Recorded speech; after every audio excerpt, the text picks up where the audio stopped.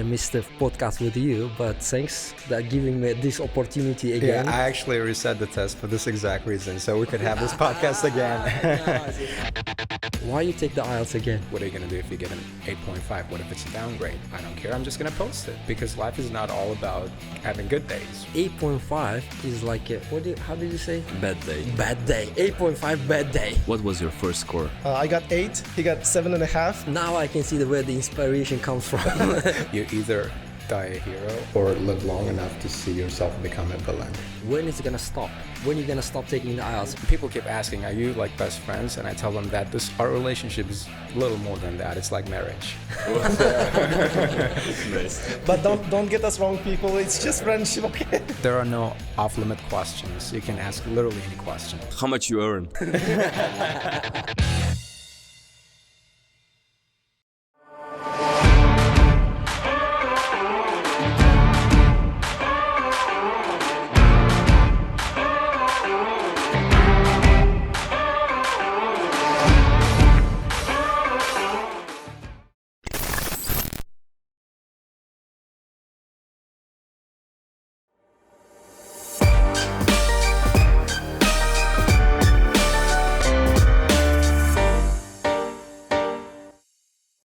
Hop. Mana hayajonlanaman endi. Inglizcha gapirish kerak bo'ladi. Okay. Assalomu alaykum hammaga. Edu Podcast Assalomu alaykum hammaga. Edu Podcast yangi sonida xush kelibsizlar. Xudo xolisa bugun mana juda ham bir ajoyib mehmonlarimiz kelishgan. Bitta mehmonimiz bilan o'zi tanishsizlar. Oldingi safar 9 olib O'zbekistonga shov-shuv bo'lib, hamma yoqda yangilik bo'lgan Mukhammadali va ularning partnyor o'rtoqlari, hamkasblari, yana nima desak bo'ladi? Do'stlari, nima qiladi? Alisher bilan bugun suhbat qiladigan bo'ldik. Bular ikkalovlariga Astra degan o'quv markazini Buxoroda boshqarishadi, yuritishadi. Bugungi suhbatimiz bularning munosabatlari to'g'risida bo'ladi. Lekin ularning munosabatlari, o'quv markazida olib boradigan faoliyatlari, dars faoliyatlaridan oldin bitta qiziq bir mavzu hodisa yuz berdi. Menimcha ko'pchilikdan mana shu Telegramdan xabar bo'lgan bo'lsa kerak, ko'rgandir. Muhammadali adashmasam kecha o'tgan kuni yana bir marta 9 olibdilar. Congratulations. Thanks, appreciate it. Congratulations, really. Honestly, last time when you got the 9, I wasn't in Uzbekistan, and I was like, I thought that it's pity that I missed the podcast with you, but thanks for giving me this opportunity again. Yeah, I actually reset the test for this exact reason, so we could have this podcast again. No, I really appreciate that. That's very good. It's very kind of you. But honestly, so before we proceed to the conversation about it, can I ask you one question? Totally. Okay, why you take the IELTS again? Apart from that. Well, actually, this decision was made on the day my previous attempt results came out. Okay. On this exact day, because I was telling him, he was like, what if you get a 9? And I went like, I'm going to do it again. Yeah. So it was planned a long time ago. So it's more like, I guess, what I'm trying to do here is build a legacy so people can sort of look up to. And I also, it's my way of proving myself that I am, like I said on the post caption part, I mentioned the quote from Alex Hormozy. So it's a way to prove everyone, and as well as myself, that I am who I say I am.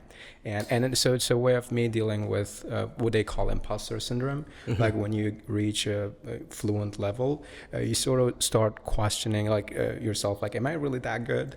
So, and I went like, well, I guess the only way to find out is if I sit the test again. So I just went ahead and did it. And part of the reason I reset the test, like I mentioned, the follow-up post is because I'm just trying to show someone I care about some support. They're going through something right now, and I see their struggle, and I'm constantly telling them not to quit, not to give up, and I didn't want to be all about words. Mm-hmm. So I don't like it when people preach. So I wanted to do something that would send them that message. Okay, when is it gonna stop?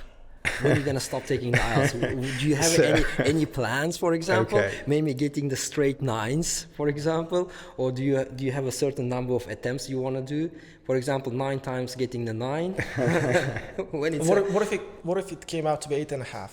this last time. Okay, so here's the deal. You remember us having this conversation? We talked about all these different scenarios, and one of the questions you asked me was, what are you going to do if you get an 8.5? What if it's a downgrade? And do you remember my response? And I was like, I don't care. I'm just going to post it. Because life is not all about having good days, right? Yeah. So because I don't want people to send the message that you're winning every day. It never happens in life. Like having the streak of What success. a weird answer for that. 8.5 is like a, how did you say? Bad day. Bad This day. is a bad day. 8.5 bad day. No, well, so the reason why I'm saying this is because I know some people would just try to, keep this public perception that they are the best out there and that they're infallible, like they're impeccable. They have a fear that of letting the other people I don't down. have Or something. that. Like with me, it was like people should realize that in life, like real life, in the real world, you have a lot of screw ups. You make a lot of mistakes. So This is the part of our conversation Yeah. during the lunch. Yeah. I was Yeah. like, Yeah. we're That's right. human beings. We made a mistake. So, we make a mistake. And so if I were to get an 8.5, I would go ahead and post it, and I had a caption idea as well. So I love caption ideas, like So my way of what trolling do you- people. So the idea I had was, it's actually a quote from Batman movie. I'm really big on Which one? comic book Which one movies. is It's I guess I don't remember the subtitle. It's the one starring Christian Bale. Okay. So there's a part where one of the characters goes like, you either die a hero or live long enough to see yourself become a villain. that was my idea. I see. So I like to mess around on social media. So we should expect that you're gonna take the IELTS again and again. well, right now I just want to keep a low profile, and we got a lot of stuff we need to take care of at school. So All right. we'll think about it. I'll think about it. Cool. Last time, though I haven't attended the podcast, but I watched it and I really enjoyed it, really. And you mentioned that one of the, Alisher actually was one who is actually pushing you, helping you to get the 9. Yeah. He was the one who was supporting you a lot. So this is why I really want to hear about it, your stories today, about how come you become a friends, when it's all started, when you decided to be a teacher, when you decided to open up the educational center, and do you have any goal or any missions about it? So can you tell me about it? Sure. I think we met back in 2015 or 2016. I think it was back in 2015 when we started to prepare for the IELTS exam for the first time. But before me, I think he took the test like once or twice before, and we were in the same group basically with Juraif, yes. Yeah. We studied at Millennium. And then we became friends. We studied in the same group for like 5 to 6 months. And then we both took the test on December 10, 2016. No, that was in September. It was in September. I clearly remember that, yes. We did it in September. So, and then we became friends, group mates, and then we studied math to prepare for university entrance exams. What was your first score? with I got IELTS? 8. He got 7.5. So yes. Actually, I got 7.5. Now I can see where the inspiration comes from. You got the 7.5. So I ended up with 7.5, and I decided to appeal, and it came out positive. So my overall score was changed to 8. And then we studied. We got admitted to Westminster University on a scholarship basis, and then we studied there for 4 years. We worked in the same school in Tashkent, in an educational center, and then we decided to go back because we shared the same values. Like we both didn't like Tashkent much because life here is too fast-paced. That's the first time I hear that the people Yes. didn't like the Tashkent. How come? because the life is too fast-paced, right? And we kind of decided to go back, and we worked with our own teacher. For a year, for 2 years maybe. We're talking about the Juraif Muradaki, Yes, right? Juraif Muradaki. He's a great person, yeah. Yes. He mentions about you guys a lot, to be honest, when we met with him. He's very proud of you guys. Yes, thank you. And then we decided to work with him for a year or two. And then he came up with an idea, said, okay guys, like maybe we can, open a school together. So with his help, we founded Astra last year in September 2022, and then since then we've been together, complementing each other and working together. The rest is history. So what about you? How do you feel about it? So now we know the answers of the Alisher. How about you? Is it the same story, or do you have a different point of view about that events happen? So I am going to be completely honest and say that I don't feel the same way about him I did back then. Yeah. Because, around the time we met, I was a teenager, and we had a lot of fallouts, if you remember. Yes, Our relationship wasn't exactly perfect, okay? It wasn't like a perfect marriage. But now we get on like a house is on fire, so... we're like, and people keep asking, are you like best friends? And I tell them that our relationship is a little more than that. It's like marriage. Nice. Okay. But don't get us wrong, people. It's just friendship. Yeah. Because, we have traditional values. Yeah, because the thing is, we spend a lot of time together working on a lot of projects, and this is the level of commitment we have for this job, and because we truly believe that we are trying to create something special and do it on a whole another level, and we know the amount of work it takes to make it happen. So it takes long late night hours. It takes saying no to friends and family. It takes saying no to vacations and trips. It takes sticking together when things get tough. So yeah, I guess we didn't really have this sort of dynamic back then, but we are on the same page now. We share the same energy. So I think it's a lot stronger than it was before. So if I were to, pick someone that I can count on when there's like a global catastrophe or something, it'd be the first person I'd call. So yeah, it's that close. But it doesn't mean that we get like too attached to each other, because like we don't have the same personality, and a lot of people can confirm that. Yes. So we're like completely two different worlds. I'm one of them. I can confirm that you're totally. Make it. If we're gonna make it simple, you are introvert. He's an extrovert. I can say that. Right. Yes. Sure, you can say that. And I receive. Sorry to interrupt. Yeah. And I receive a lot of complaints from my wife, saying that I spend more time with this guy than with her. Yeah. And that's so true. Yeah. And but we never let personal stuff get in the way. We like when you're at work, it's work. No friendship. Mm-hmm. Like if something goes down, when something goes wrong, we hold each other accountable. Like, why aren't you doing your job? Or same way, he holds me accountable when I'm being a bad teacher or whatever. So yeah, and it's complicated. Like all other kinds of relationships, it takes a lot of maintenance and work. So yeah. This is what I was going to ask you about. That is it easy to do the business with your friend? Because honestly, when the money is involved in the business, for example, between the peoples, it makes the things complicated, honestly. So how about you guys? How did you manage to avoid this kind of misunderstanding? Let's call it misunderstanding. Can I ask that question? Yeah. I guess the best way to go about this situation is to remove, but it's hard, I know, remove money from the equation. How is it possible when you're doing business? Mm-hmm. When business, because to us it's not business. It's our creation. So that's the way we see it. Like we're not like in this to make a fortune, or one day see ourselves on a beach sipping cocktail or on a yacht or anything. What is your final idea? What's your aim? We don't have one. It is like I said, like creating something that people truly value and appreciate. So, and we share sort of different philosophy, and money is not our top priority. It's not on the top of our agenda. Okay. So, can you tell me the story about how you created this education center? Whose idea was it? Was it your Mukhammadali, or so was when it we graduated from university, we were like in a dilemma. His major is economics and finance. My major is business information systems, so I'm more of a IT and business guy.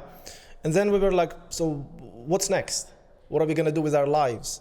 And then we decided to go back to our teacher, but we had one plan in mind, having our own school one day. So it happened last year. So actually we needed a place to start, and then Jurayef Dumlo came up with a suggestion. So we have this building on offer, so maybe we can use that building, to establish a school. We said, why not? Then we worked on it, and then we just did it. not much thought, really. I mean, we took risks, and then we hired some people. Of course, our own students, most of them, probably like 90% of our staff members are our So own how many students. people works for you now at the moment? So he knows it better. 12, is that 12? 12, 15? You mean the teaching staff or The entire team. Everyone. the entire staff? company, yeah. I guess it's 18, including people working at our print shop. Okay. That's really cool. How about how many students you have at the moment?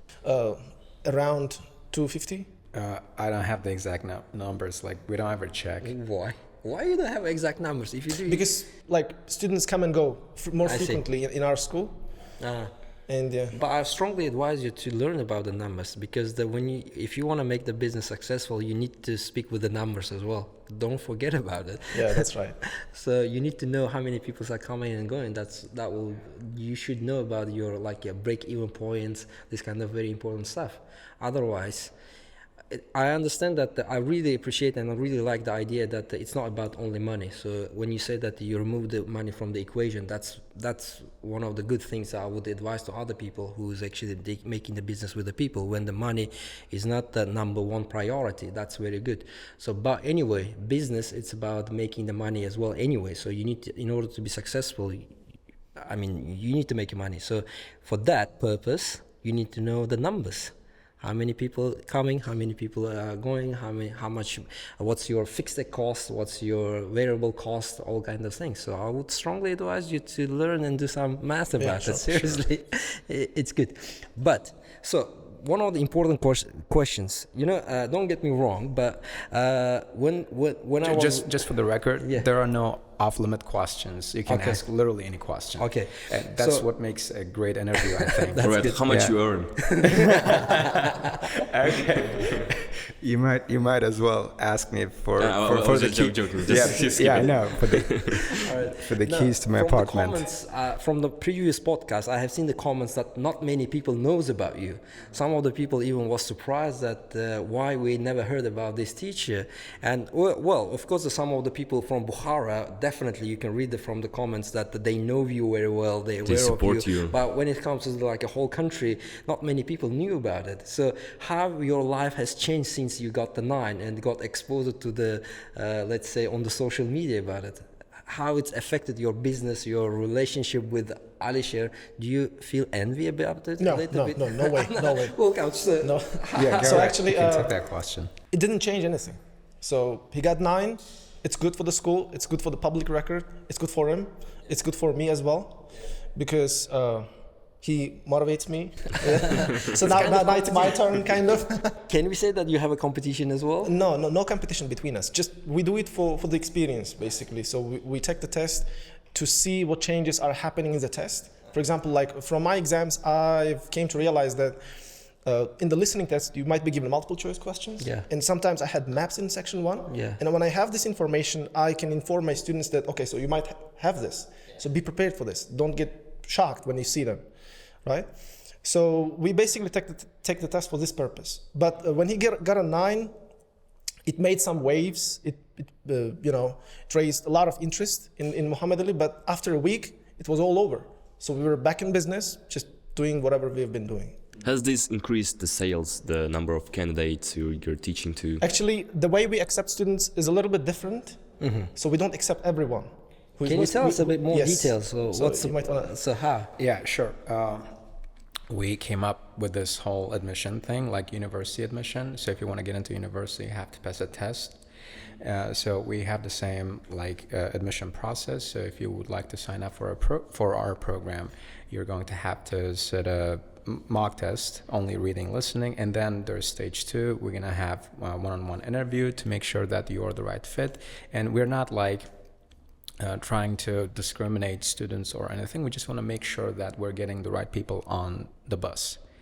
We don't want to waste your time if you are not the right fit for the program, because the program we have is pretty rigorous. You have to be available. All right. What kind of students you accept? And basically, age, educational backgrounds, level of their English, for example, if you can be more. Basically it should be on 6.5 level or above, and sometimes we do make exceptions if we see enthusiasm on their part.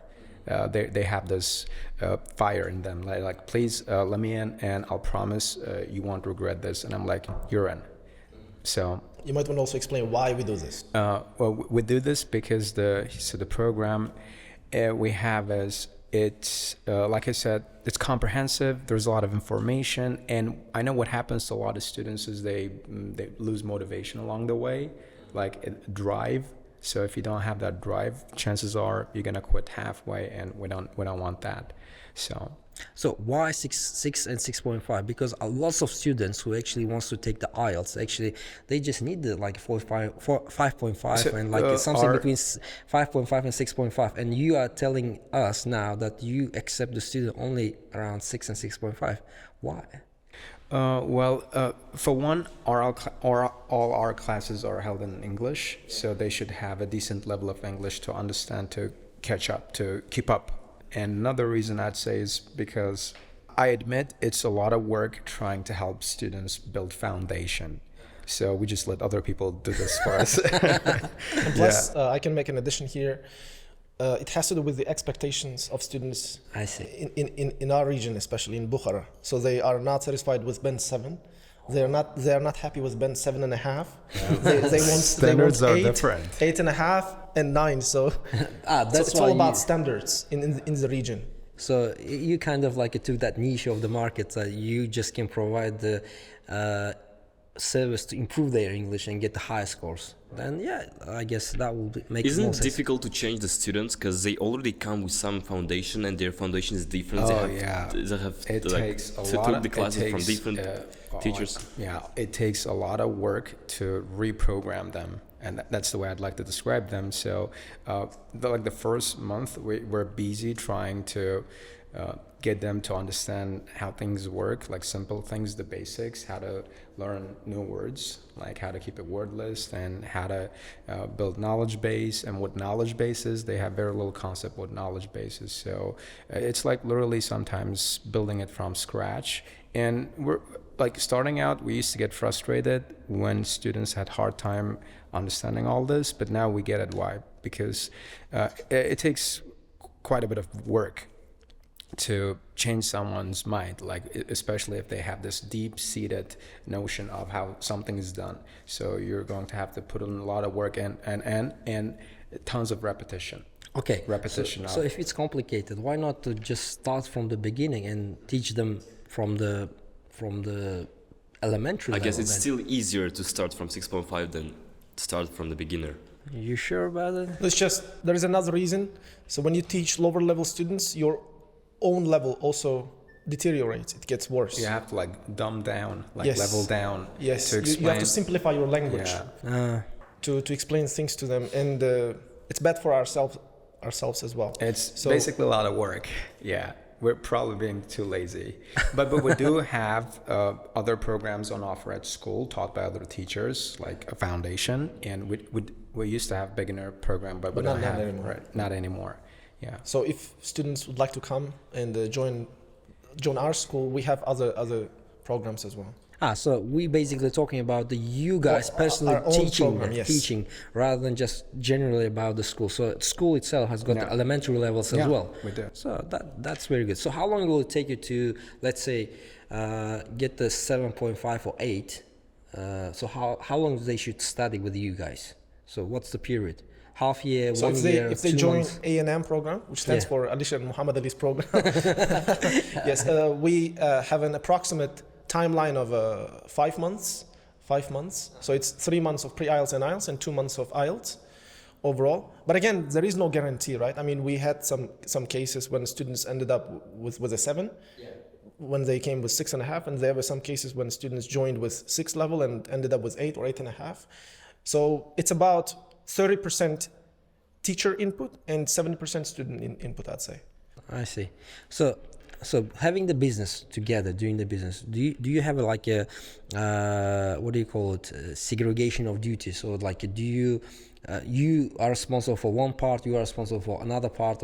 So how you manage these kind of things? So you have this kind of separation of duties or not? Yeah, we do. Muhammadali is mostly responsible for training teachers, working with teachers, and he's our timetable designer. So every week our timetable changes and he is responsible for changing them. And quality control. What else? Yeah, you could basically call me academic dean. Okay. Dean of academics, yes. and his. I'm more of a person who deals with parents, student complaints, admissions, and financial stuff of the business. So you are more like operational manager. You Yes. are more like academic director. So do you have a fight or argument about certain things, or it's always like as smooth as it is? Like I think we don't, right? Even if we do, we try to kind of calm down and understand each other very well. So why I'm asking this question, to be honest, like for example, who makes the final decision? That's very interesting things to me. So when the business, when we want to make an important decision, we do it collectively. Like let's say I came up with an idea, I consult him. I don't do it right away on my own. It's always collective decision making, group decision making. And if we struggle to make a certain decision, we consult our team maybe, and then probably give it some time, to go over all the pros and cons of our decision, and then we do it collectively. So it never happened when me or Muhammadali making decision individually. So it's collective decision making, and we've been, successful so far, I think. So far, yeah, that's very good to hear. So anyway, now the Muhammadali has got the 9. As far as I know, you have got the 8.5, Yes. overall. Yes, sir. So when are you going to take the IELTS? Are you aiming to get the 9, or you just give up already? No giving up. No giving up in our business. So we'll move on all the time. So a lot of people ask questions like, what happens after I get a 9? Nothing changes. So this is the case with me as well. So if I end up with a 9, fine, good. It's an indication that, my level improved. And then I'll move on, because we are in this business. We always need to know what changes are happening in the test. Like I said previously, and I don't do it for a certificate, I do it for experience, for my own students, and to improve the business that we are in. And if I end up with a 9, I'll keep taking the test. Mm-hmm. Nothing changes. Okay. Have you ever thought about moving to Tashkent? Okay, you've said that before you had this kind of idea that Tashkent is not a good place. Like, is not a good place. It's better for you to stay in Buxoro because you like it more. But has it changed over the years? Probably. Sometime in the future, we might consider, moving here when we are planning to expand. Yes, when we would like to open more branches. So we would like to go big. So I don't want to reveal the plans we have right now. So right. if Nice. we decide to expand, then there is a likelihood that we'll move to Tashkent one day. I see. Okay, so now you say that it hasn't changed. I mean, after getting the 9, nothing has changed. But seriously, nothing has changed? It's hard to believe, honestly. How about your family, friends? Do you get kind of, that last time when you gave it the interview, they told me that you are so much was dedicated to get, high scores. So you are more like thinking, you don't really have much friends. You don't really spend much time with your family. Is it now different, or it's the same again? Yeah, I follow exact same routine. Like, I don't have much of social life. I actually prefer it this way because, it's just, like I said on the previous episode, when there are too many people involved, it's hard to manage. So, But you are a teacher. Now you are running the company.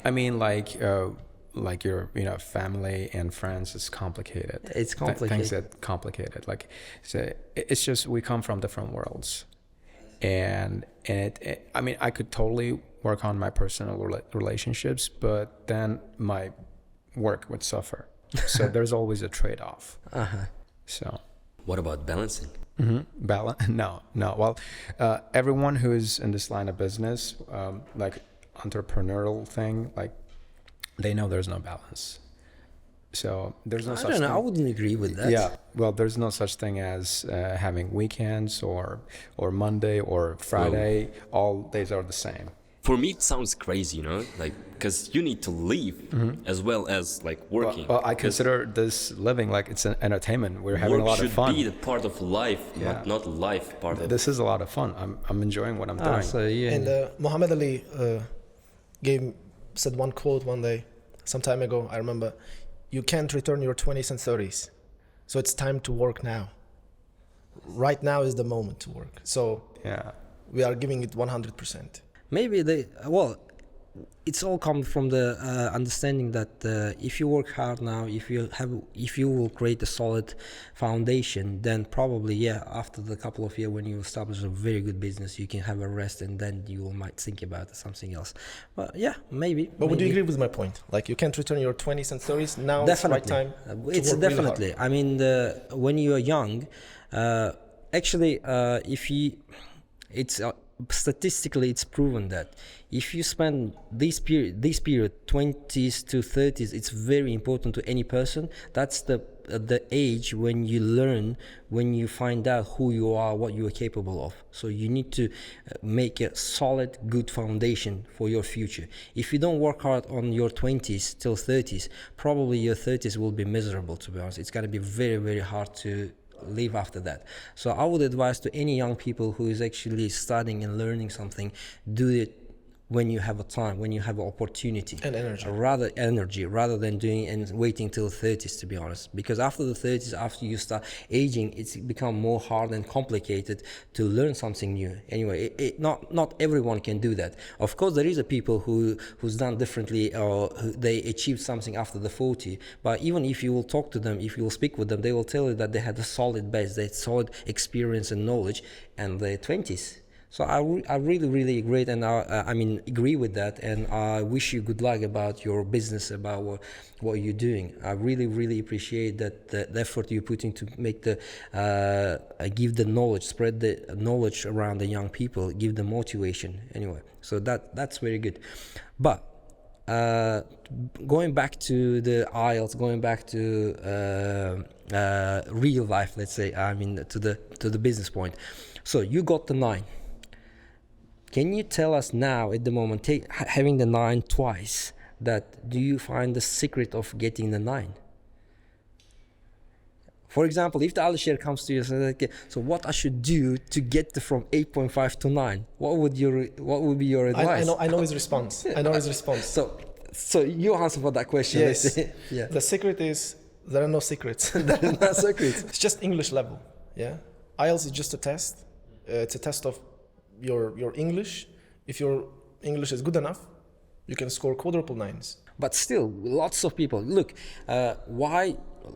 Why are we talking about the 9? Because of the teachers. Some of the teachers in Uzbekistan, they kind of have a competition at the moment. Who's gonna get the first 9? Who's gonna be the female first 9er, for example? So these kind of things. So probably lots of those teachers, I know that they're struggling to change their score from 8.5 to 9. So not only 2 of you guys at the moment with Begzot and you achieved this. So it still has to be something that something that you could tell them. It's really hard to answer this question, but if I were to give people top 3 pieces of advice, top 3, tips, I'd say number 1 is quit chasing it. Quit chasing. You should learn to enjoy the process. I made this point on the previous show. Yeah, it's an illusion. It's not real. Just enjoy the process. If you're not getting it, then just screw it. Just try to get better at something, genuinely. That's number 1 tip. So not because you're trying to outwork someone, not because you're trying to prove the world that you're the best or not anything. Because you want to get the 9. Yeah, just do it. Just do it, just for the sake of it, which is what I did, and it turned out just fine for me. Can you do that, Alisher? Hopefully, yes. So anyway, you didn't answer for that question. When are you planning to take the IELTS? So right now I'm in the process of preparation. So basically, I don't know, I'm not sure. So we'll see. So when I feel I'm ready, I can do it anytime I want. Maybe in the near future, yes. All right. Last time, when you had a conversation about taking the IELTS in Tashkent, in the regions, about the paper-based CD IELTS, so I know your answer for that. I would like to hear your answer for that. Do you share the same idea as Muhammadali, or Yes. do you have a Yes. different point of view about it? No, not So really. what's your feel about it? Like now, before we came to the office, you remember we were talking about the VCS and we were talking about the face-to-face speaking. You asked me a question, what the preference of the students at the moment. So how about you? So what's your preference? What do you think about it? Well, to me, it's all different. I've taken the test here in Tashkent multiple times, and I've taken the test in Buxoro. There is no difference. Same standards. IELTS is the same everywhere, in every single country in the world.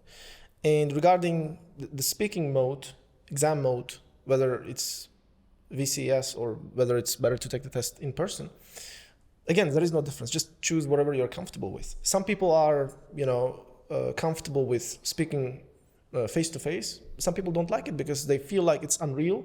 It's not genuine, talking to a computer, yes. But for me, again, there is no difference. But if I were to choose one, I'd go for probably VCS because it's less stressful, yes. When you are anyway in one room with a stranger, talking to a person that you don't know, you feel stressed, you feel nervous, right? Especially for a teenager who is 16 or 17, they start shaking and feeling nervous, and it's not a good experience.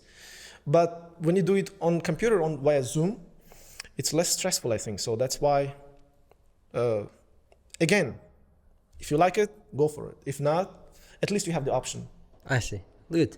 But so about the stress, talking about the stress, as far as I understand, maybe you will agree with that the teaching is not just about giving the knowledge to the person. I mean, not teaching the words or phrases and the grammar. It's about fostering them to give them something that make their life easier, for example. So what you do extra apart from the English, how do you teach them to overcome the stress on the test day or during do you do this kind of stuff with your students? Do you work on this field with them? Did you get the question? So it's perfectly clear. So stress management is a big part of the problem. I agree with that completely. So what we do is we get them to do mock tests every weekend. So this is one way of helping them develop sort of stamina, last 3 hours without a break, and also get them, this is a way of sort of priming their mind, conditioning their mind, so to give them a sense of what it's going to be like on the exam day. So, and on top of that, we have sometimes one-on-one sessions, we just sit them down and just talk. It's like a therapy sessions. That's what we call them. So every time I see a student bummed out, they're stressed out, and would you like to have a talk? It's that simple. Sometimes you just need someone to shoulder to cry on, or just someone to tell you that it's going to be okay. So someone who can just not someone approachable, not someone you see as figure of authority, like a friend. So that's what we do. On the weekends or sometimes after the class, we go can you stick around for a while? Let's have a talk. And then we just talk it over. And how to keep students motivated all the time? Because you've said that this is one of the problems that students drop out. There are different ways you can do that. And Keeping students after the class, huh? I'm about to... I think our next question will be about the punishment. I remember in Buxoro, it's just... Sure. So how about, let's start from the motivation then. There is two kinds of motivation. There is internal and there is external motivation. So external motivation, there are things like getting free snacks, which is what I do with students. Sometimes they get a movie night. Right. For free, all snacks paid for by us, and they get to watch their favorite movie on a big plasma TV screen, right? Great experience, assuming that they get a passing score of group average of 34, right, or above group average. So not like one individual average. So everyone has to work as a team. I see. And And also sometimes I tell them that if you get overall 8, I'm getting you a custom-made cake with your name on it. Oh. So yeah, but so far no one has won that deal. But it's still on offer. It's still on the table. Like students out there, my students, you know, just anytime you get an 8, you come to me and say, okay, where's my cake?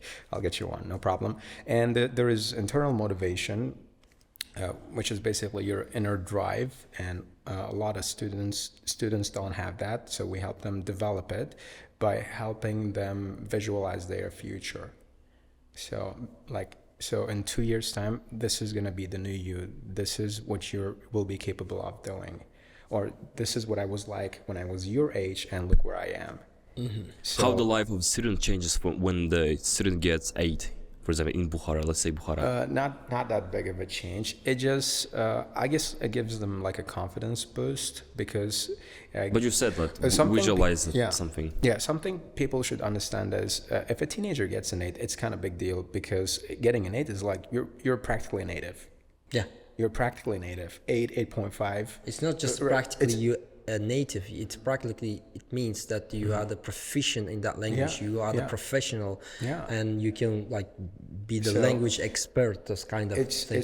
It's kind of a big deal. So, and a lot of people don't realize that, because there are so many teenagers getting 8 now, and it's actually a change that I like to see more in our community.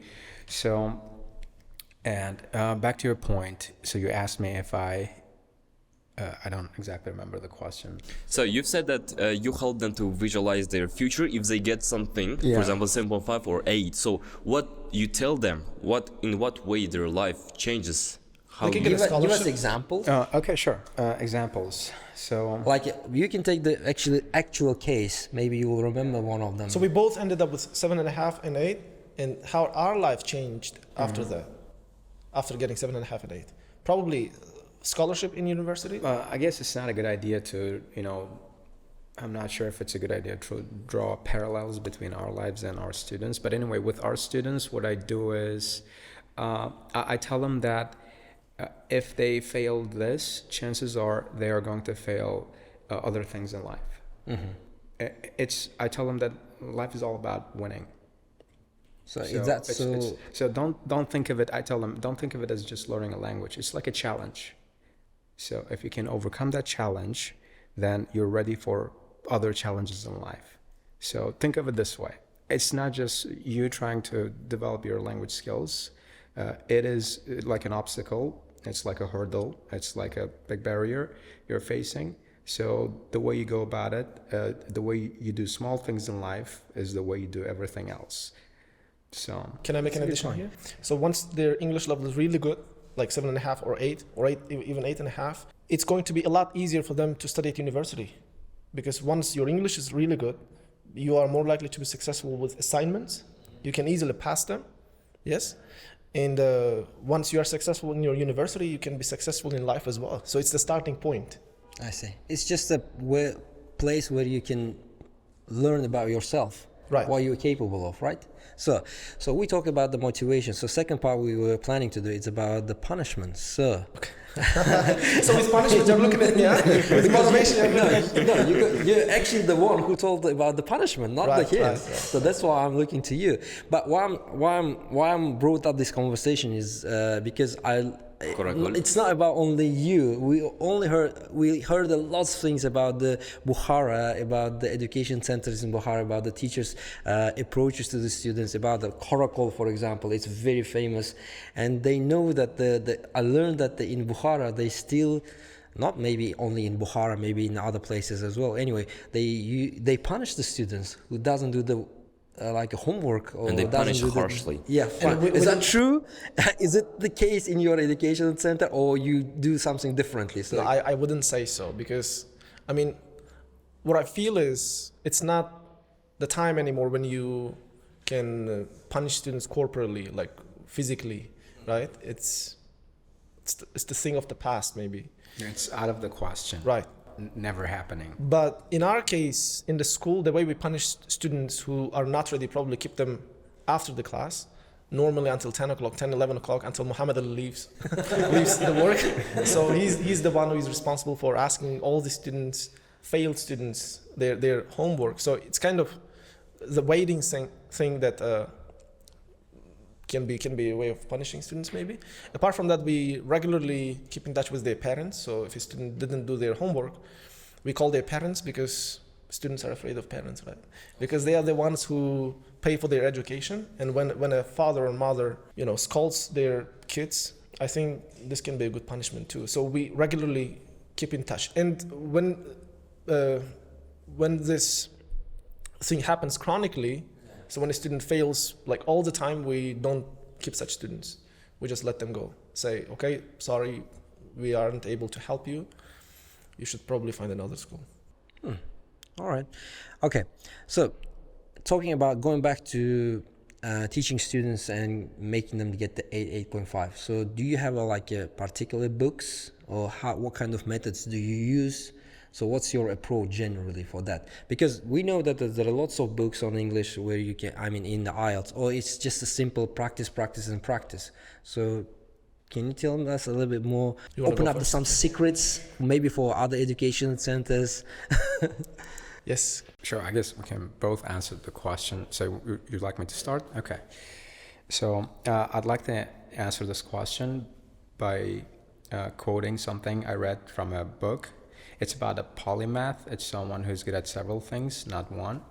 And there's a story about travelers going to a desert, traveling, and they're in the middle of a desert, and they're in their car, and they have a guide who is a local, and they by some accident get a flat tire, and then the local gets off the car and start fixing it, but he doesn't have any tools. So, and the tourists, the foreigners, they go like, where are your tools? And the local goes like, a real master doesn't need one. So, and I think the same principle applies to teaching. It's not really about the textbook. Like, you give me literally any textbook right now, like English, it's content in English, you can teach any student a great amount of language. Yeah, it's right. You should try to get them the right amount of work and the right content, right structure to follow. But I think textbooks are overrated. So, and to prove this point, I've personally I've never bought a single textbook online. I've never bought a single online program, because there is so much free content out there, and it's more than you can process in your entire natural lifetime. So it's just people, they have this idea that someone has got the secret. Well, no one does. You are going to have to go and figure it out yourself. So what I think you should do instead is quit telling yourself, I need this teacher to get IELTS 8, I need this textbook to do that. But you do. You need a mentor. Yeah, like what I'm trying to say is, the point I'm trying to make here is, you should get over it. Like, get over this idea that you need a particular textbook or a particular teacher to get what you want out of this whole English deal. And just so, as for the textbooks, there are more than a dozen textbooks online for free. If I were you, I would not spend a single dime on an online program or a textbook. Not a single. How about you? I think it went a little bit off topic. Yeah. So the question was about the textbooks that we use in our school. Well, anyway, it's having his idea is quite textbooks in general. Because the question he meant to ask was like, which textbooks specifically do you use in your program? And to which textbooks do you attribute your success to? Yeah. So kind of, yeah. So you answered the second part. Yeah. So answer the first part then. Yes, that's okay. your turn. Yeah. And in our case, we use mostly the textbooks that's used by pretty much anyone else. So we use Cambridge books, we use Oxford books, yes, by publishers. And again, he was right by making the point that it's not about the textbook, it's about the people. So having the right people. So if you have so my advice to applicants, uni applicants, is that they need to find a good teacher, they need to find a good guide, because I don't believe in self-study, because it happens, once in a million cases maybe. Yeah. I mean, successful students. Like self-studying is not an option, especially these days when almost everybody is, obsessed with technology. So they need to find a good teacher. and they just follow their advice, the teacher's advice. Yes, and we are not supporters of online education. A lot of people text me on the channel asking for online courses. Teacher, do you have online writing course, online writing marathon, speaking marathon? Yeah. So our advice is go on YouTube, find a good podcaster, so we can make a recommendation list on our Telegram channel, yes? So where students can watch content for free, so they don't have to, Pay for it. And the content is by native people, right? You don't have to find an Uzbek person online, and buy the marathon, probably watch it or not watch it later. So, but what I'm saying is sometimes the student doesn't know how to approach, how to learn anyway. so the thing is, find a good teacher. Find a good teacher. That's Find it. a good teacher. That's the key. But look, let's take it from the point about the online education. So I understand that I wouldn't disagree with that. But taking into account the nowadays technology, that how it's involved, isn't it good to use the technology and share knowledge to the broader people? Broad number of people, to more people. Why I'm saying this, for example, I'm sure that after the Muhammadali got a 9, you have been, many people got interested about your education center. So that's why they start asking questions, do you have online things? But not everyone will be able to come to your education center.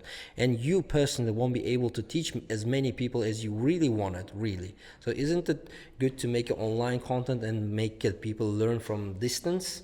That's the thing, there are already online courses by native people who are far more experienced than us, right? Yeah. On platforms like Udemy, you can get a course for $10 to $12. Yes? A perfect task 1, task 2 course. Or on YouTube, you can find it for free, right? So the course should not be specifically prepared by someone who got 8.5 or by someone who got 9. It should be by someone who is really experienced. And the thing that's happening in the education circle, IELTS circle especially in Uzbekistan, is a lot of private instructors, IELTS instructors, are treating it as a way to make money. Because you can sell your course to 1,000, maybe 2,000 people. Yeah. It's a way of making money. Yeah. The main purpose is making money, but it shouldn't be so. Right? So students can find content online, so they shouldn't really look for secret sauce, right? Is that the right expression to use? That is the right expression. Because there is none. Okay. So now, you are at the age 23, right? I'm you 24. Both of you. Yes, yeah, I'm 24. You're 24. So what kind of plans you have in the future? So now you already established your education center. I know that for some years you will be working on developing and making that business be successful. But after that, do you have any plans of? So what's your next goal, both of you? So your goals, let's say, getting the 9 at the moment. It's not the main goal, I'd say. How about you? So you got the 9. So do you have any other goals at the moment apart from that, getting the 9 or just opening the education center? I don't have a professional level, maybe, for example, because do you really want to be a teacher for the rest of your life, for example? Yes. Do you have any other plans, or what kind of future vision of you? I see myself in teaching. In teaching. Because, yes, I was in a dilemma, like I stated previously.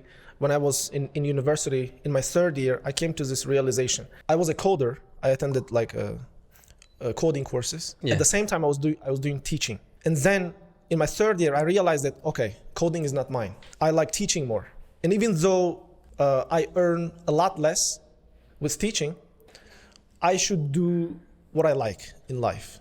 And this is what I like. And when you like your job, you don't feel like coming to work every day. It's like an entertainment, like Muhammadali said at the beginning of the podcast, right? And I personally see myself in teaching, maybe expanding our school and opening branches in several places, but we'll still be teaching. Even though we manage our own business right now, we still teach from 10 to 8 o'clock. Yeah. And we are teachers first and managers second. Yeah. Right? I see. And I'm not sure about his plans though. Probably shares the same idea, right? No personal goals right now. Like you said before, we're all in.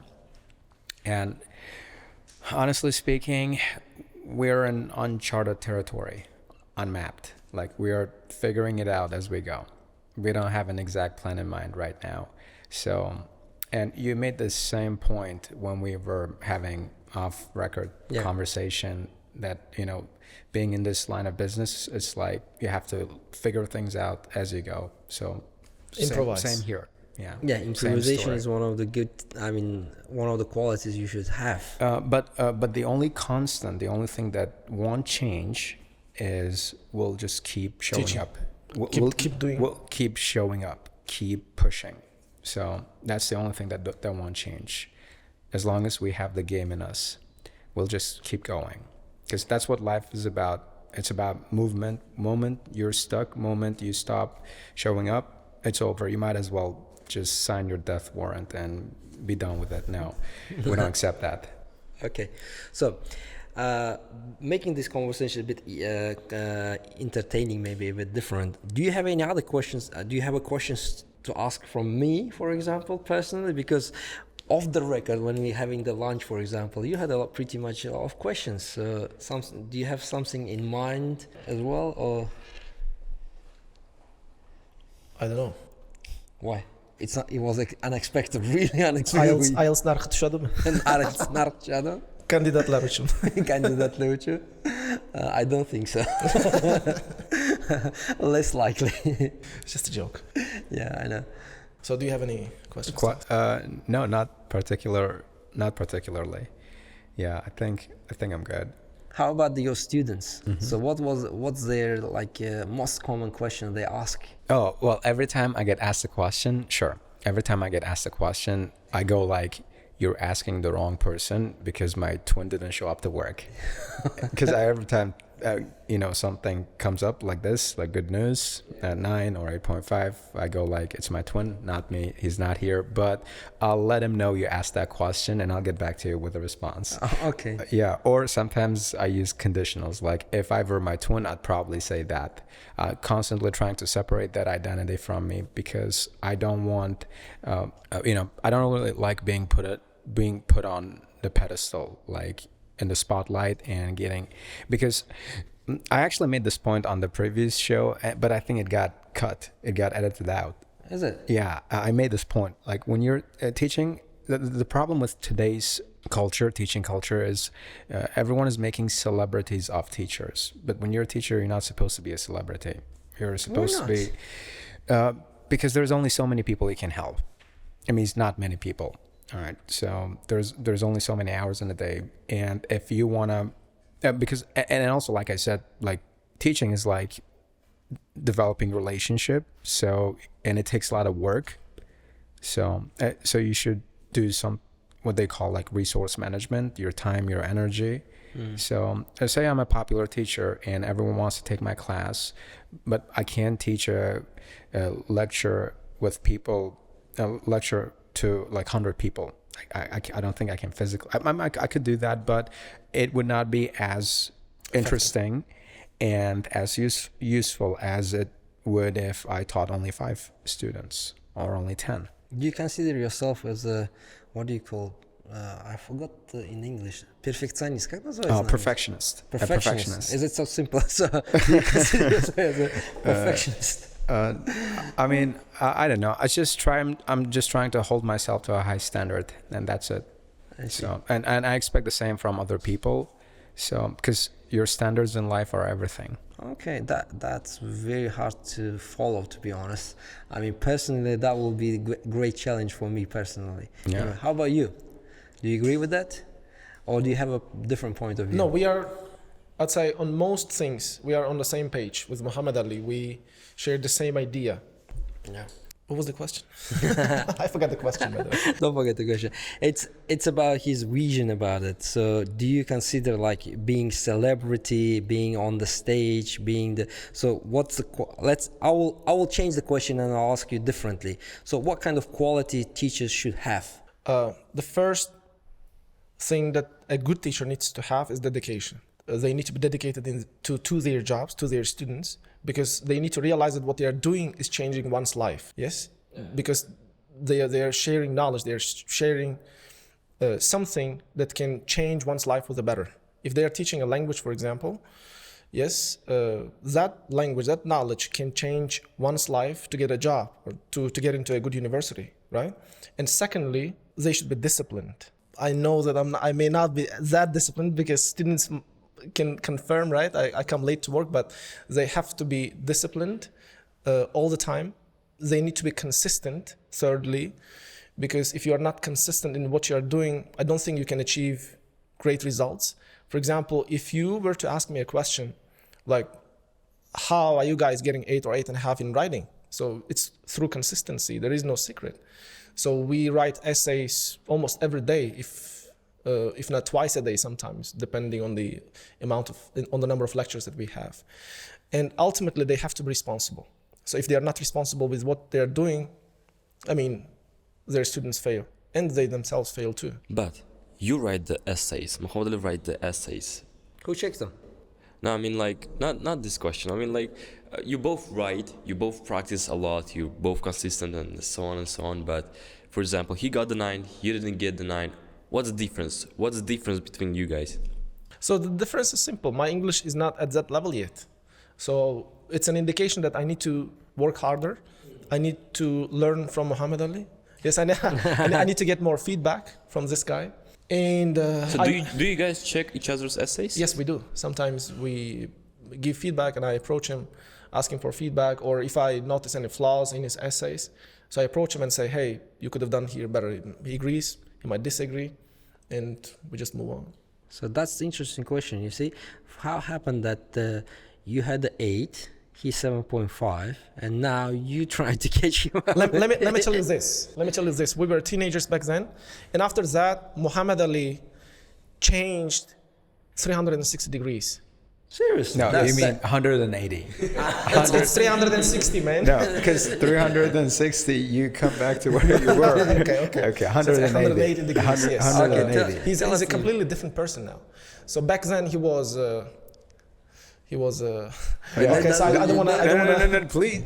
Okay. People want that. Okay, people need that. Yeah, we need to hear that. So, Yes. So that back then he was. I'm not really sure if it's the right noun to describe him, but he was an underdog. Yes, at school, and he had good English, but as a person, he was kind of a shy person, not willing to speak to others much. Yeah, and he's maybe the same, but over time he became more mature. He developed a good understanding of the world, and he completely changed. And to get his 9, he had to sacrifice a lot of things. And his Are you married? No, Are you married? no, he's not. No. And he's married. Yes, right? yes. So maybe this is. No. That's the thing. Yeah, like I stated, he had to sacrifice a lot of things to get that 9. He stays at work until 11 o'clock every single day. He starts work at 10 o'clock, and he watches content, deals with students. It's about dedication, responsibility. It's about consistency, and same old message. Yes, DDR. And dedication. not being married. Okay. Do you agree with that feedback? Yeah, 100%. Yeah. And a fun fact about me, I started learning English in high school. In high school, when I was probably 14. Until that point, I was taught French at school. French? Yeah. Okay, so do you speak French? No, not exactly. There was a point in my life when I realized that I couldn't be the same person I was and have the things I wanted. So what happened? When it happened? And what was the reason? It wasn't, I guess, like one turning point in life. It was a combination of many. Mm-hmm. So, I guess I'd call myself lucky too. Lucky for having people like him and being surrounded with, a staff of talented people and other friends. But I'd say my experience to the US back in 2019, when I had to live alone independently, it was an eye-opening experience because I learned to become more responsible. So all my friends had this option to travel abroad to the US with a friend, with a countryman, but I chose not to. I want to go somewhere far away and live away from experience completely different culture. So because I just wanted to see what it's like living on your own. So it taught me a lot about discipline, responsibility, and all these things. So if you were to become successful in life, I'd say don't start with like the techniques or like this information skills. Start with qualities and build your life around that. Qualities are so underrated. Being consistent, being disciplined and responsible. And the way you build qualities in life, I think it's very simple. You don't have to take a online course on that. Just do simple things like when you wake up in the morning, every day do the same thing, follow the same routine, make your bed as soon as you wake up. Now that's actually your first one in the day. Or not hitting the snooze button when the alarm clock goes off. So these small things go a long way, make a big difference. Can you quote Bruce Lee here? All right, I'm starting to run out of quotes. Okay, so Maybe you should quote that. I don't remember that. So practicing one. oh yeah, That one. I share a lot of quotes in the class, outside the class. Every time I'm reading an interesting tweet handle on Twitter, on the internet. So Bruce Lee once said, I don't fear the man who practiced 10,000 moves once. I fear the man who practiced one move 10,000 times. Oh, I see. So, I remember now. Now I remember that. Yeah. So the thing is, it's so simple, it's so basic, that people sometimes go like, no way it's that easy, no way it's that. Yes, it is. It's just a lot of us out there, I mean, people are chasing illusion. So just go back to the basics, start from zero, and just try to do it right. Hold yourself up to a good standard and just try to make it work, I guess. So these are some important mental shifts I had to make along the way to get where I am, and I'm still exploring myself, reading books and listening to intellectuals, podcasts, and life is all about learning. Like when we show up to work, we don't consider ourselves exactly teachers. We consider ourselves, we're as much learner as our students and as other teachers working there, just on different level. Like you said, which you have other people who work for you don't, is experience, but you're all on the same boat, you're all after the same thing. So that's the way we see it at work. When we show up, we're not exactly teachers. We don't act around, walk around like some important figures or anything.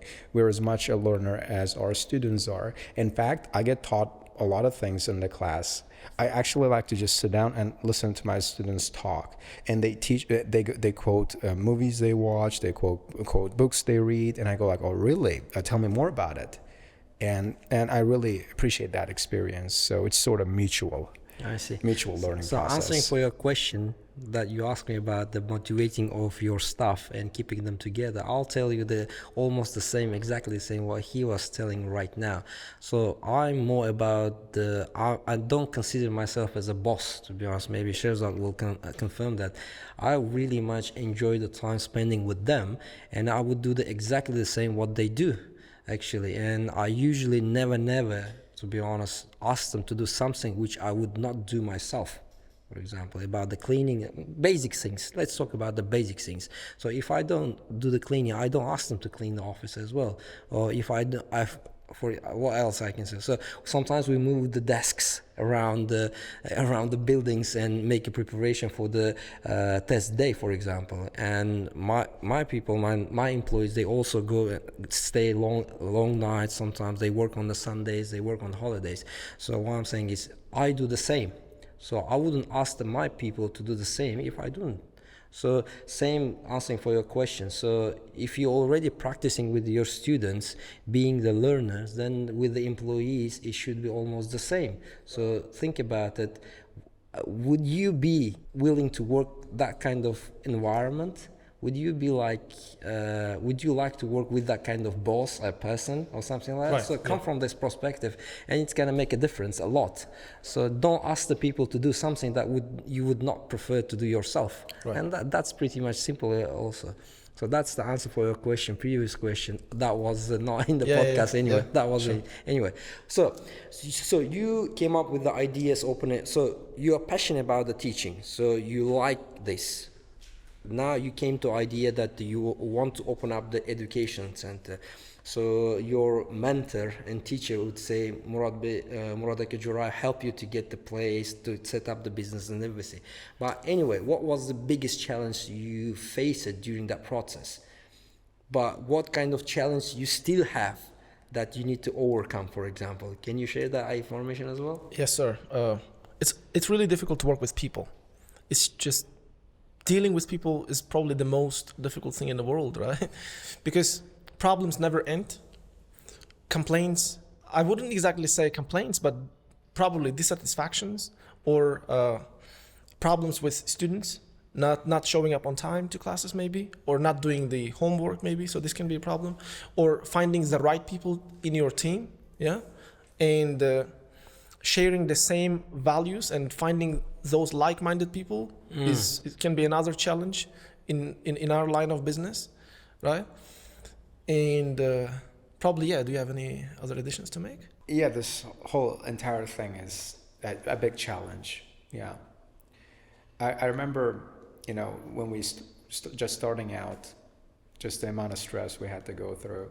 And I assume pretty much every other person who's about to start business or who's about to become an entrepreneur, take on this challenge, they have to go through this stage period. Right. Yeah. But I think what helped us the most was the fact that we were like all in. Like we were not like, what if it doesn't work? What if we were like, we're gonna make it work? Yeah. Yeah, that was the thinking, because we had been saving up until that point and we invested all. Because remember, literally. Yes. Last month, Yeah. that was one point when we have just started. We didn't have money. Seriously, zero money. I think we had $200, yeah, for just running expenses, a little bit, but not more than that.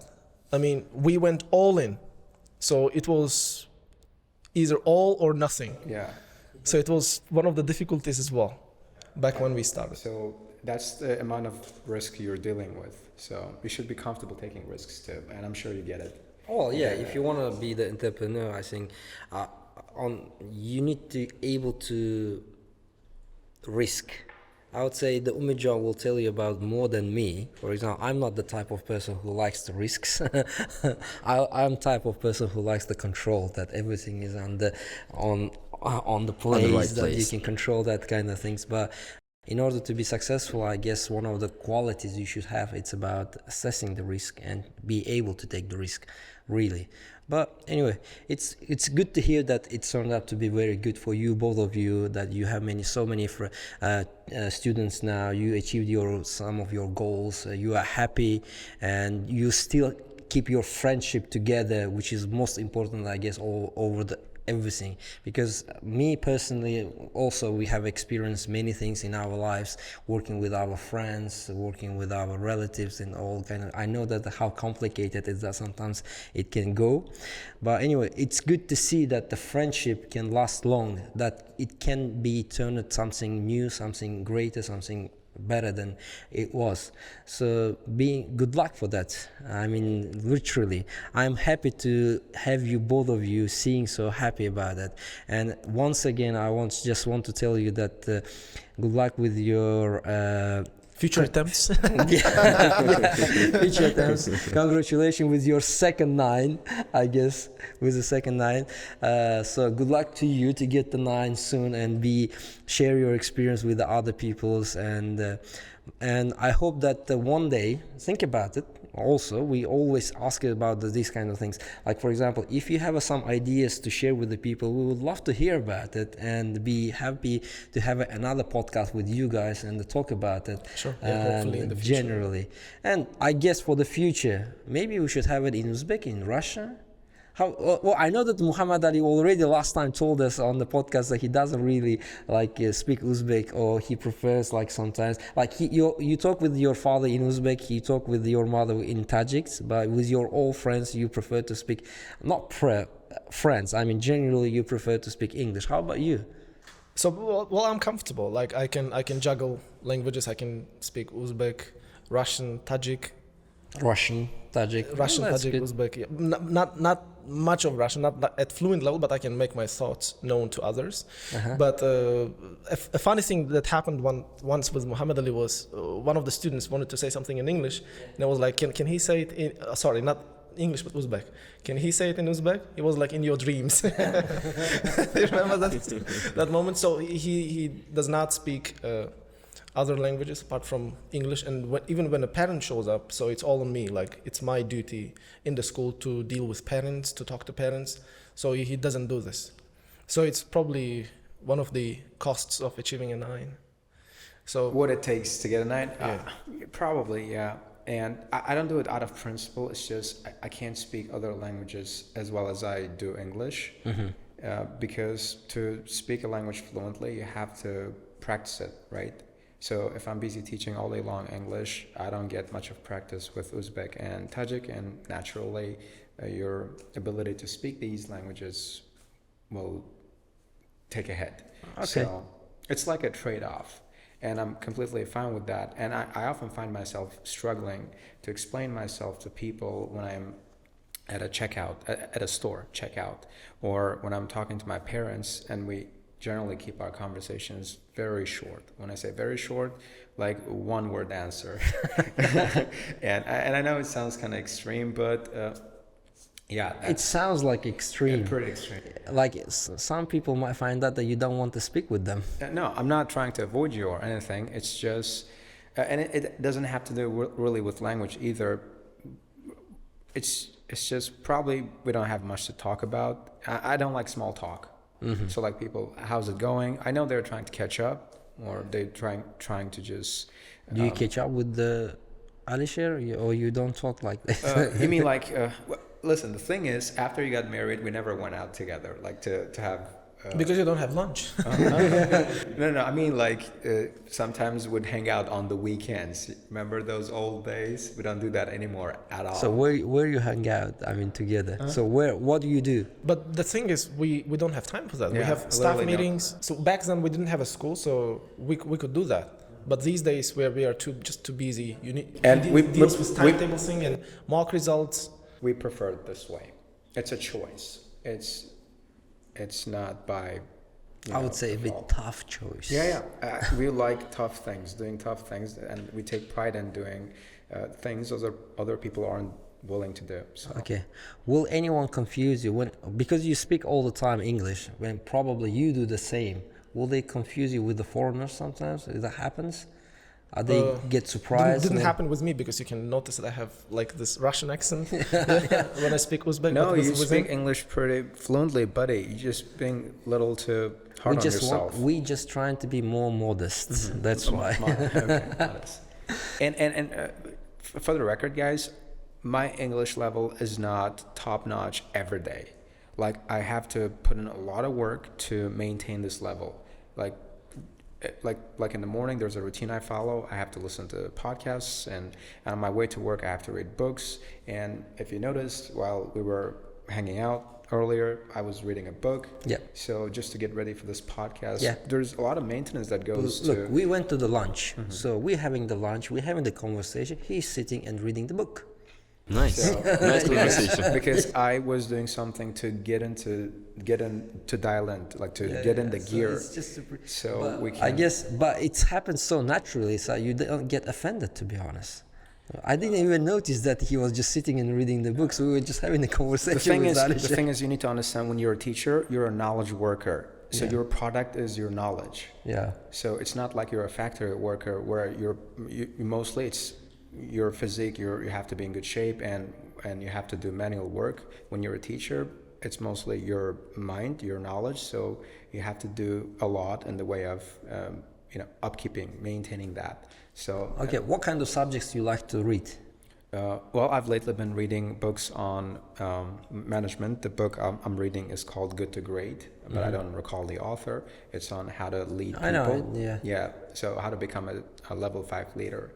And while you were having that conversation, I actually recognized some of the points you made there actually from that book. So, and there are some other books I read, mostly self-development and some biohacks, like trying to, be a peak athlete. And like, if you're working all day long, then you better be in good shape.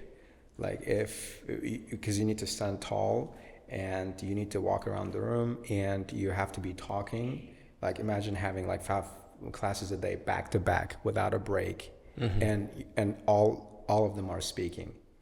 So you need to have a lifestyle. Well, I basically engineered one for myself. So yeah, it takes a lot goes on behind the curtains, behind the scenes. How about you? So what do you prefer to read? I don't read books. You don't like books? You might not believe me, but I've never ever read a book fully in my life. I tried once to read a big novel in Uzbek when I was a school kid, and it was a failure. So I've read 100 pages and I started to forget the beginning, and then I realized that reading is not mine. Okay, so how do you consume the information then? So it happened with starting to learn English. So IELTS taught me a lot. So I get information from IELTS reading passages. They're shorter, easier to digest, and when you read them, you get only the needed information because they are short. Yes, they are just summaries. Sometimes. Let's agree that you don't have a patience to read the books, probably. Yes, that's right. That's right. So it's not mine. But the thing is, my personal recommendation, or personally, I recommend taking up reading books, and here's why. Not so much as a way to get new information, but as a way to develop long attention span. And you're going to need all the attention, all the concentration, all the focus you can get for concentration intensive study sessions or exams like IELTS.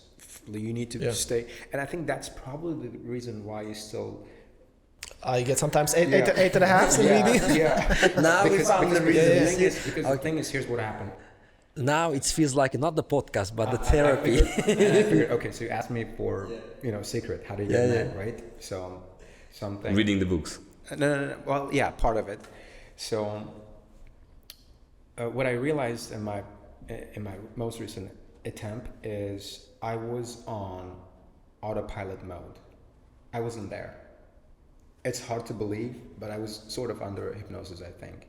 Because you were not concentrated. No. I said I was on autopilot. Yeah. I wasn't doing much of conscious thinking because the experience has been literally stuck, ingrained. It got programmed into my subconscious mind. So and then I looked into it, this phenomenon, and tried to understand it. So apparently there are different levels to competence, and at the top of the hierarchy there's something called intuitive competence. Intuitive, where you can make sound judgment, smart choices based on intuition, not hard facts. And to get to that level, though, you have to build solid base, and then lots of repetition of the same experience, not different, not its iterations or variations, but that same exact experience, so it becomes muscle memory. So that's what it was like in my previous attempt, or all other attempts, and I think that's what sets me apart from other teachers. So you have to do it so many times that you don't have to be there anymore. And that's actually the principle I use when I'm teaching a speaking class. I tell students, when you learn a sample answer or an expression, don't store it in your mind, store it in your muscles, like your mouth. Like with me right now, I feel like this experience I'm having is a little surreal. I am talking, but I feel like I'm not using much of my brain. There's something already too much complicated to realize. But anyway, it's muscle memory. And if you were to look at the instances of top athletes, they'll tell you the same. When they're on the court, basketball players, when they are doing free throws, like Kobe Bryant, he talks about in one of his interviews, that he's done so many repetitions, so many free throws that every time it comes out perfect. Yeah, and it's not something I made up, I came up with. You ask pretty much any successful language learner, they'll tell you the same. It's actually one component of language learning which is often which is often ignored, which is the muscle memory aspect. So, I think that's what makes me more successful learner. Well, generally speaking, more successful learner than most other language learners out there, because I'm not trying to store all this information in my mind, but rather in my muscles. Okay, last question, and we're gonna finish, Rob. We're gonna finish our conversation for today. Yeah. Would you like to think? Did you think about becoming examiners as well? I'm not at that level yet. So we should ask this question from Muhammadali. No, why not? No, it's not about your level, it's about your desire. Have you ever thought about it? Do you want to become an IELTS examiner? So it's an interesting question because we have never thought about this before. I have. Oh yeah? Okay, so Sure. Let's go ahead. Sure. I want to hear you about this. So examining is tough. It's difficult. Judging someone and knowing that your judgment is going to determine their future is really tough. And I think I don't want to do it. Because, so if I weigh up the pros and cons of, teaching and examining, I think I like teaching more than examining, so I wouldn't probably do it. No, I see. How about you, so Muhammad? I am about to make an unpopular, controversial statement. Okay. I'm not sure if people out there are gonna like it, but that's my point of view. And I don't want to sound judgmental either. It's just the way I see things. That's just an opinion. You can take it or leave it. So what I think is examiners are some of the most miserable people out there. And here's why. All right, don't get me wrong. All I'm saying is, just picture yourself being stuck in a room all day long and asking the same questions over and over again. It's a torture. It's tough. It's a torture, and it is because I do pretty much the same thing when I teach a class. I have to ask students same question for the millionth time. I mean, responses vary, but the process is the same.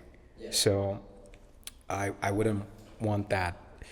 Well, what makes teaching different from assessing someone's language skills as an examiner, I'd say, is with teaching, you can do freestyle. You can come in, you can crack jokes, you can have fun. You can just go wild with it. But when you're an examiner, there are limits, there are rules, there are guidelines you have to follow. Okay. So at this point, let's appreciate examiners. In that sense, you should be a little appreciative of examiners because they are making a lot of sacrifice. And as for them making calls, like you said, their decision affects your life. That's true, but I don't think they really care about that. No. Well, they don't see it from that perspective. They have a job. Think about the responsibility that they have. They have a job. They just get it done. That's their. I understand. There are clearly laid out band descriptors, and they're just doing their job. They don't have anything personal against you. I understand people that. should get this out of their mind, because I remember you guys, while you were having a conversation, you made the point that sometimes the interview is long, sometimes it's too short, sometimes like they literally cut you off while they were talking, and you go like, my examiner was harsh, I was not treated fairly. What if what you said? Well, what if you at the time didn't use the right expression? What if at the time? What if it was a problem on your part? Well, what I'm trying to say is, rather than trying to look for flaws in examiners, why don't you look in the mirror? Right? No, I'm not looking at flaws. No, so what I'm trying to say is, it's a really responsible job. Yeah, you have to make the right decision. Yep. So just imagine giving a candidate 6.5 instead of a 7. Yeah. And their overall score is going to be affected because of it, and they might not get into a university that they want. Well, they don't know about their overall score. I understand, but I mean, so your decision might affect their lives. That's what I meant by this. Or just imagine giving a candidate an 8 instead of a 9. But you still have a chance to ask for the EOR, inquiry on the results. So don't forget about that. Candidates, please don't forget about that. Don't forget the fact that if you are not happy with your score, honestly, it happens because we are all human beings, and we know that one of the good things about IELTS that in every process is human involved in that process. So we are all human beings. We might make mistakes. In order to minimize that mistakes, we have a standards, we have a procedures, we have a policies which we follow and all that. And one of the important one is about the EOR, inquiry on results, literally. So EOR, it's not the way of the ILC making the money or test center sees it as making the money. It's about the quality control. It's about making the things right. So if you think that the examiner give you the wrong score, then you have a chance, you have a right to appeal. And if you win that appeal, same with your case, for example, your results will be changed. You will get the new certificate, and the amount you paid for the EOR, it will be fully refunded. I think this is a fair treatment. I believe so. So this is what you can do. So don't forget about it, these kind of things. So if you are happy, just in case, come to the test center, apply it. If that was a mistake, it will be corrected. And I'd like to make one addition here. So I'd like to suggest candidates, if they are not happy with the test process or there was a certain technical problem during the test, some candidates are too shy. They come out from the exam and come to me, teacher, my headphones didn't work. And I was too shy to call the invigilators and state the problem. Yes, and I was like, you had the right to file a complaint. On the spot, but it should be on the spot, not after. No, actually, it's advised on the script as well. So if you have any complaints, do that before you leave the test center, because recently we had an incident, like Sherzad knows about it as well. It's like one of the candidates, he was complaining about the stuff that happened during the test day.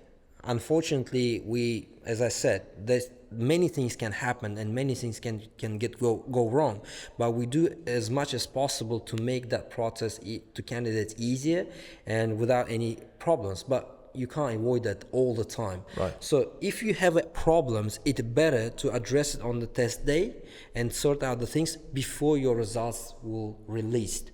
Otherwise, if you will come and complain after the test has been released, there is a doubt that you are complaining. It's about your score. About the problem that you had during the exam, but about the marks that you have received. It's more like that. So you can't really persuade anyone that you are complaining about the real issue rather than the score itself.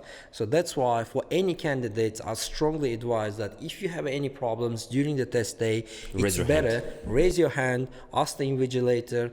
If the invigilator or supervisor, if it seems like they don't listen to you or they didn't address properly, then come to the office and complain. File your complaint in the office as well. We never neglect these kind of things, but it's better to do it before your test result has been released. Better if it's did on the spot on the test day.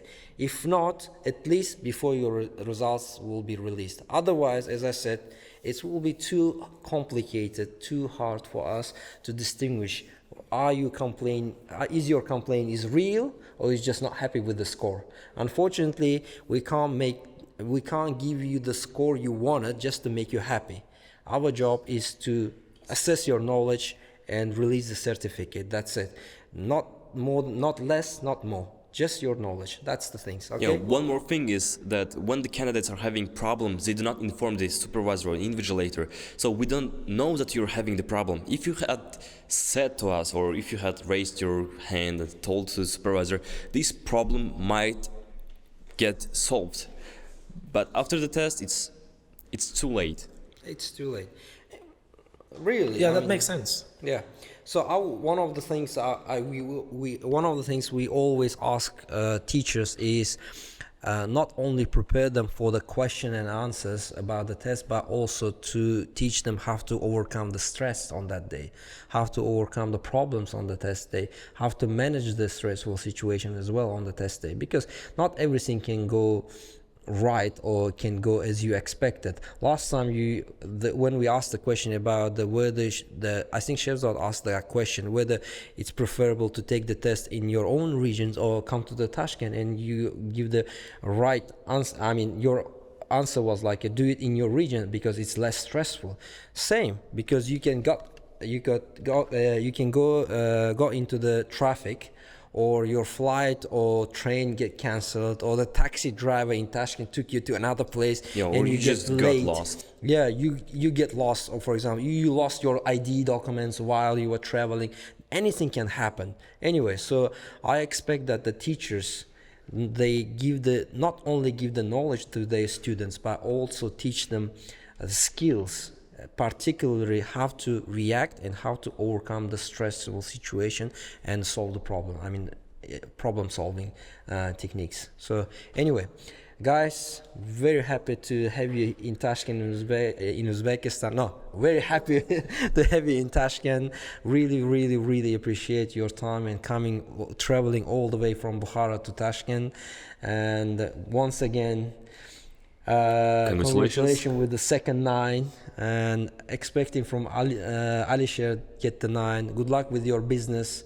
Good luck for your all students, and hope they're gonna get the right score and the right band score. I mean, right IELTS score they desire. Anyway, so thank you very much once again. Thank you for and giving see us you this again. opportunity.